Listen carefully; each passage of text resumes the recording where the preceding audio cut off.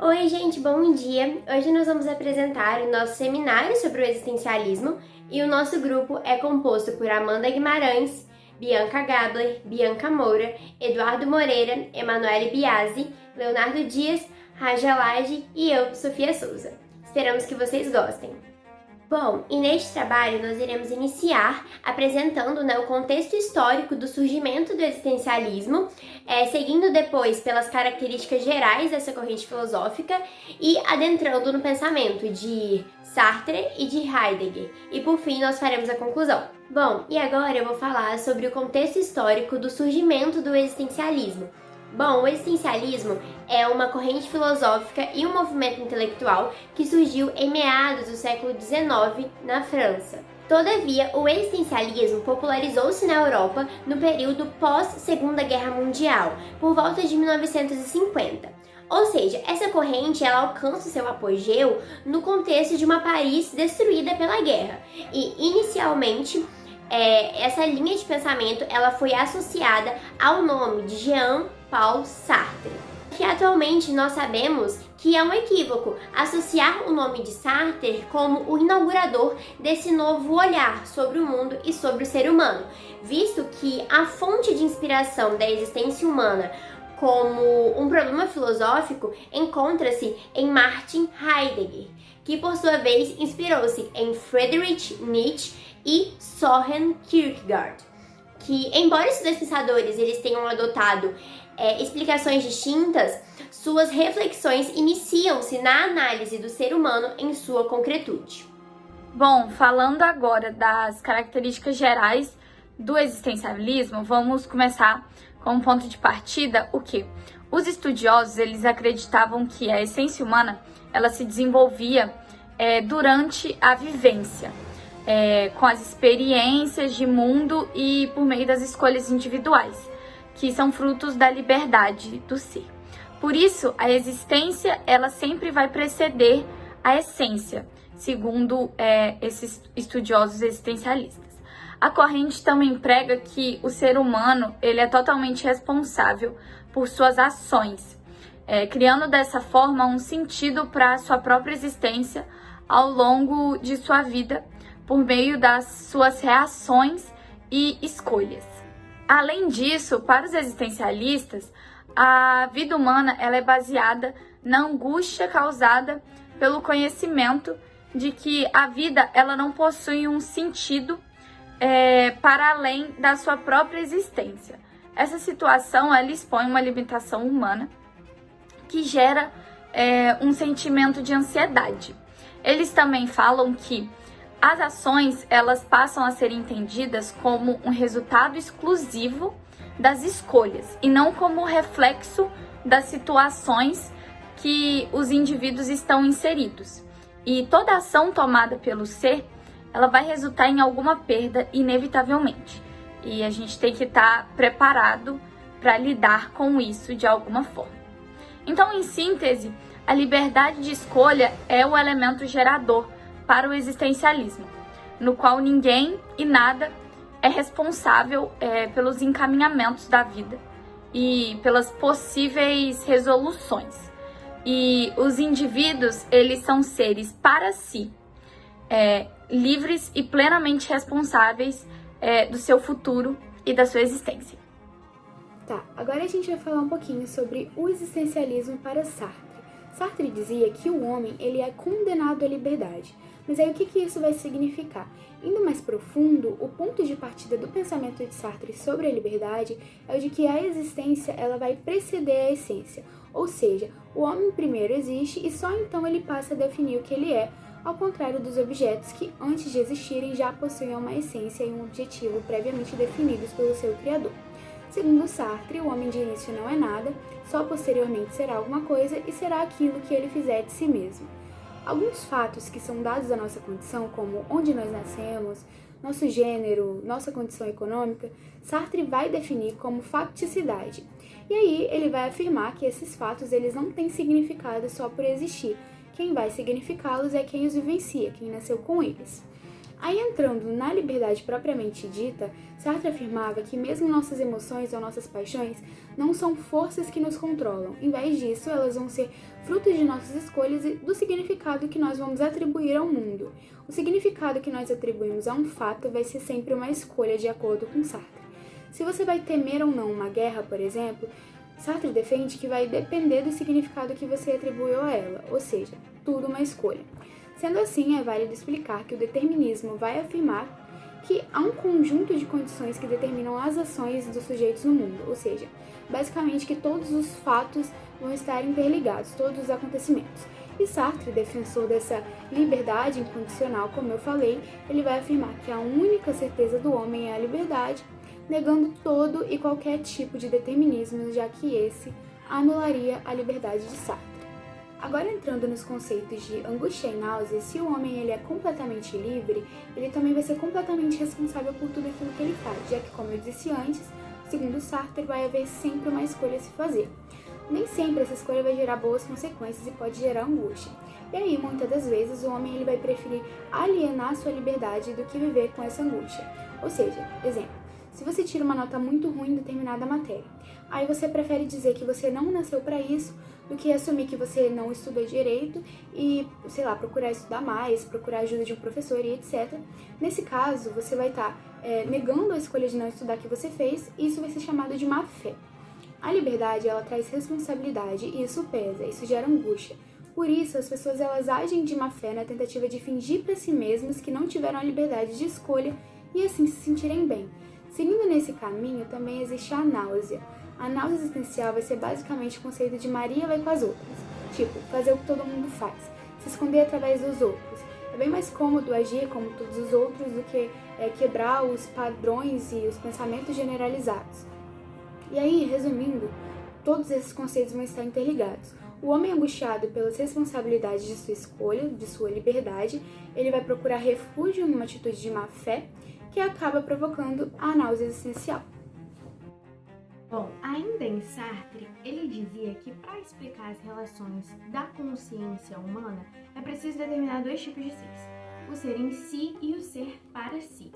O ser em si vai dizer respeito às coisas tal como elas são apresentadas para nós, sendo fenômeno, aparição ou não.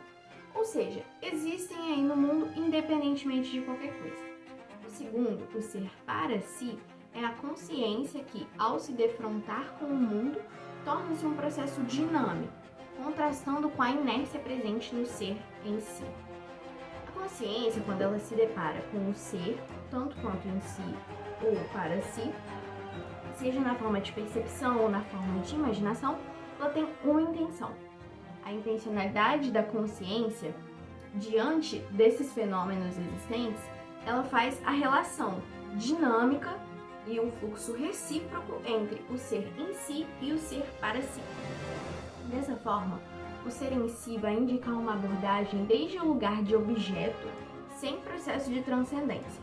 Junto com isto, o Sartre ele vai perseguir a questão da existência na conquista da essência e identifica a consciência como um ser para si, ou seja, a natureza intencional do eu em busca de ser aquilo que ainda não é.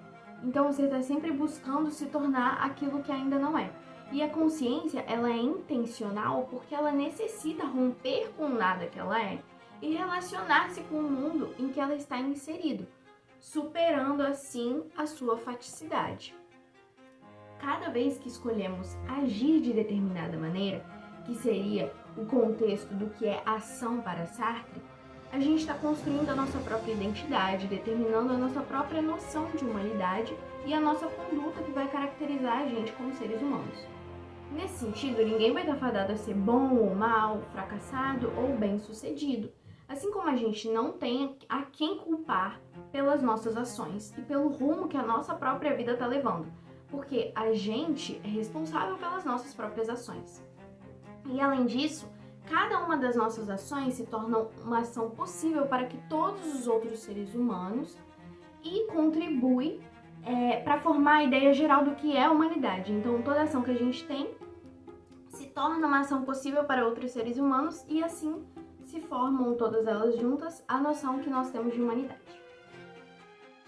Agora que já foi falado sobre o Sartre, vamos falar um pouco sobre a filosofia do Martin Heidegger, que foi um filósofo alemão, um dos principais filósofos contemporâneos e um dos principais nomes também da corrente do existencialismo. Primeiramente, vamos falar sobre os conceitos da obra dele. O primeiro conceito e o mais fundamental para o entendimento dos estudos do Heidegger é o conceito de ser. Para ele, essa questão do que é o ser nunca foi de fato resolvida ao longo do debate filosófico, mesmo sendo uma das principais questões existenciais desde a era clássica. Na obra Ser e Tempo, que ele estabelece essa definição. E para ele, basicamente, o ser por si próprio ele não existe. O que existe é o ser de um determinado ente. E o que é o ente? O ente é um modo de ser. Ou seja, o ser ele necessita de uma forma com a qual ele se comporta. Todo ser se comporta de uma determinada forma e você não pode separar o ser do seu comportamento. Então, por exemplo, os seres humanos se comportam de maneira racional. Então, basicamente, você não consegue ter a ideia de ser humano sem a ideia do que é o pensamento racional. E, para Heidegger, o ser humano é o único que tem a consciência do próprio ser. Então, nós somos os únicos que conseguimos identificar e ter esse conceito de eu, por exemplo. Agora, falando do conceito de existência, para Heidegger, existência é a relação recíproca entre os seres e a presença dos demais entes através do ente do próprio ser. Esse processo é um processo necessariamente humano, já que o ser humano é o único capaz de compreender a existência do próprio ser e também é o único capaz de refletir racionalmente sobre a realidade à volta dele e de estabelecer relações racionais. Porque a existência, para Heidegger, pode ser simplificada como simplesmente a capacidade de estabelecer relações. Diante dessa capacidade de estabelecer relações, o Heidegger ele cria o conceito dos 4 existenciais. O primeiro deles é o do ser do mundo, que é a relação do ser com algo ou alguém, que é a relação que nós temos com o aqui e o agora e com todos os outros seres à nossa volta. É basicamente o presente. O segundo conceito é o de transcendência, que é a projeção do homem para fora de si, que é a capacidade que nós, seres humanos, temos de basicamente pensar para fora da situação a qual nós estamos submetidos nesse exato momento, que é o que nos permite, por exemplo, criar religiões, que é basicamente criar todo um universo diferente do universo sensível para a gente e acreditar nele, e viver e pensar fora da realidade material que nos afeta nesse exato momento. Bem, dando continuidade, também existem outros conceitos do existencialismo que nós podemos abordar pela visão do Heidegger, né? Dentre eles, nós temos a temporalidade, que na visão dele é vista como algo inseparável da existência. Ou seja, o ser humano só existe porque está ligado ao tempo. Isso porque, na visão dele, existir é você construir um futuro e não estar preso exclusivamente no presente como os entes, né, que nós definimos anteriormente. O filósofo, assim, ele destaca que o ser humano é o único ente possibilitado de realizar uma união consciente entre o passado e o futuro, ou seja, é o único que tem a capacidade de recomeçar, reconstruir uma vida e tudo mais. E dessa forma, né, com a soma do passado, do presente e do futuro, e com a compreensão também dessa temporalidade, o ser vai conseguir ser o que ele realmente é, né, ser o ser verdadeiro. Logo, por Heidegger, existir é o mesmo que você se temporalizar. Além disso, também é interessante nós abordarmos a morte pela perspectiva do Heidegger, onde, segundo ele, a morte é uma das características fundamentais do ser e também é tida como a maior das certezas humanas, né? Uma vez que nós somos seres humanos, todos nós estamos fadados a tal fato, né? Outro fato que se observa também é que toda a ideia que nós temos sobre a morte é desenvolvida conforme nós crescemos, né? Ou seja, muito provavelmente, quando você era criança, ou quando eu era criança também, eu tinha uma perspectiva muito diferente da morte do que eu tenho atualmente, né? E além disso, a morte também deve ser entendida como uma possibilidade do presente constante, não como algo distante, né? Até porque eu estou gravando esse vídeo aqui agora, mas nunca se sabe se quando eu for atravessar uma rua daqui a pouco eu posso morrer. Ou seja, é uma coisa do presente. E por fim, o Heidegger também destaca que a vida humana só se torna completa com a chegada da morte. Ou seja, enquanto nós estamos vivendo a nossa vida aqui agora, o nosso ciclo ainda não está completo. porque para que ele seja completo, precisa que a gente morra, né? Então, como a gente está vivo ainda, né, por enquanto, então esse ciclo ainda não está completo, só será completo com a chegada da morte. Bom, além desses conceitos já exemplificados pelos meus colegas, Heidegger ele vai inserir a linguagem em seus estudos ontológicos, fazendo ali uma inserção do homem nesses conceitos de existência, conseguindo assim uma união entre a ontologia e uma antropologia, que é uma união que ele acreditava bastante, tanto que ele até cita como exemplo que plantas e animais, privados dessa sua linguagem, permanecem apenas no seu universo, não tendo acesso a esse mundo todo que a linguagem nos permite. Por isso, ele vai focar seus estudos partindo do pressuposto que a linguagem ela não é apenas um meio de comunicação, mas sim uma forma de morada do ser, uma forma de conexão entre ele e a sua essência. Com isso, ele consegue trabalhar dois conceitos, a linguagem original e a linguagem derivada. A linguagem original é uma fórmula fundamental da ontologia.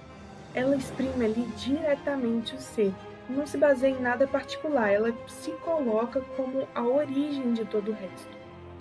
Esse conceito ele se aproxima muito de Logos trabalhado por Platão, e o filósofo ele traz os pensamentos humanos como esse conceito de linguagem original.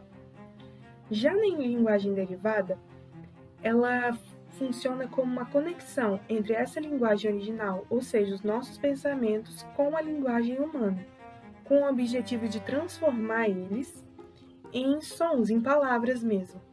Essa ligação ela é realizada em duas fases, as respostas e a proclamação, ou seja, o famoso ouvir e responder ali dos humanos são formas com que se haja a propagação dessa linguagem derivada. Uma outra questão muito importante também trabalhada pelo filósofo é a busca pela essência da verdade. Com isso, ele acaba se desviando de todos os campos da vida humana, ou seja, ciência, religião, experiência, e relata que a verdade é aquilo que está de acordo com uma certa adequação entre o olhar e o objeto.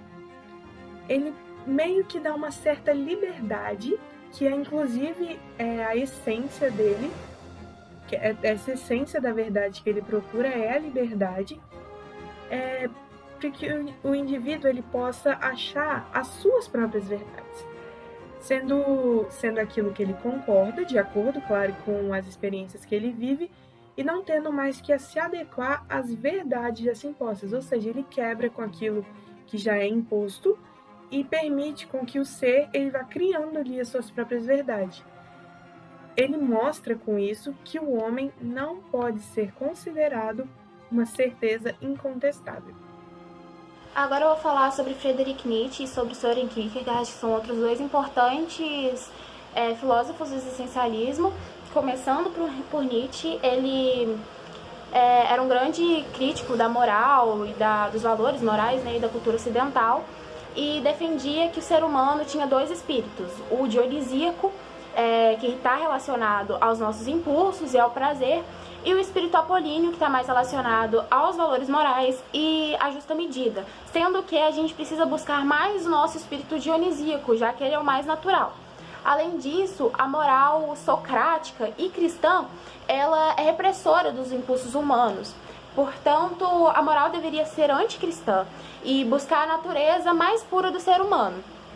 Dessa forma, Nietzsche também era niilista. Ele não acreditava num bom futuro, pois seria necessário mudar, desconstruir valores que já eram tradicionais da sociedade, já eram institucionalizados, e para ele também não existe uma realidade que seja perfeita e eterna, em nenhuma circunstância. Ademais, também, o ser humano ele teria 3 fases de metamorfose, que seria para se tornar um super-humano, que é um humano natural, que seria a primeira fase, o camelo, que carrega o peso dos valores morais nas costas, o leão, que ele já tem uma força para romper com a moral, e a criança, que é a última fase, porque a criança, por ter uma visão inocente, ela segue seus próprios instintos e sua própria natureza. Já Kierkegaard acreditava que a vida dos seres humanos era repleta de expectativas que eram irrealizáveis.